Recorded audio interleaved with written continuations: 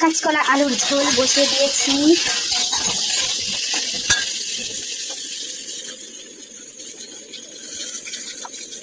পাশে আমি জল গরম বসিয়েছি। জল গরমটা দিয়েছি এই কারণে এই তরকারিতে গরম জল দিবে না, তাড়াতাড়ি তরকারিটা হয়ে যায়। আমি পাশে জলটা বসিয়েছি, জলটা ফুটে গেছে। একটা মোচা সিদ্ধ করে রেখেছি, যে মোচাটা বন্ধুরা কাটলাম ওই মোচা সিদ্ধ করে রেখেছি।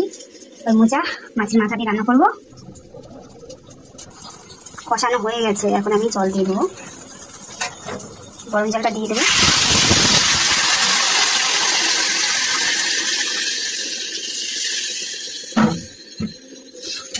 কাঁচকলার তরকারিতে না একটু ঝোল বেশি দিতে হয়, কারণ কাঁচকলা আলুতে ঝোল টানে বেশি, এই কারণে একটু ঝোলটা বেশি দিই। আর কাঁচকলা আলুর তরকারিতে একটু পাতলাই হয়, তোমরা তো জানোই।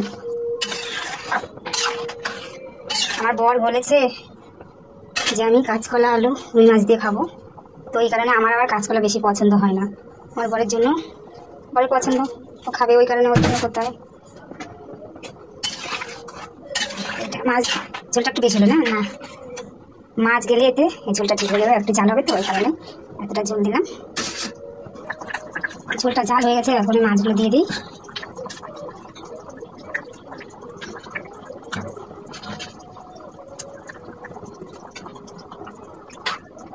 ছেড়ে একটু জাল হোক, তারপর ফোড়ন দিয়ে নামিয়ে ফেলবো। দেখো একটু জাল হলে ঝোলটা আর বেশি থাকবে না, ঝোলটা অল্পই হয়ে যাবে, শুকিয়ে যাবে ঝোলটা। একটু পাতলাই করবো এই কারণেই জলটা বেশি দিয়েছি। উপর দিয়ে একটু ধনে পাতা দিয়ে আর একটু ভাজা জিরে দিয়ে দিলাম। এটা বেটে দিয়েছি শিলনোড়ায়, মিক্সারে বাটলে না এই ভাজা জিরেটা মানে গন্ধটা আর থাকে না, এই কারণে শিলে বেটে দিলে কি হয় গন্ধটা থাকে। দেখো ঝোলটা আমি কত ঝোল দিয়েছিলাম, দেখো কতটা শুকিয়ে গেছে। বন্ধুরা রেডি হয়ে গেছে আমার তরকারি, এখন আমি নামাবো।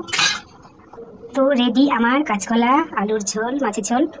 বন্ধুরা দেখো কালারটা কত সুন্দর হয়েছে না, হেভি হয়েছে। তো আমার রেসিপিটা কেমন হয়েছে আমাকে কমেন্ট করে জানিও বন্ধুরা।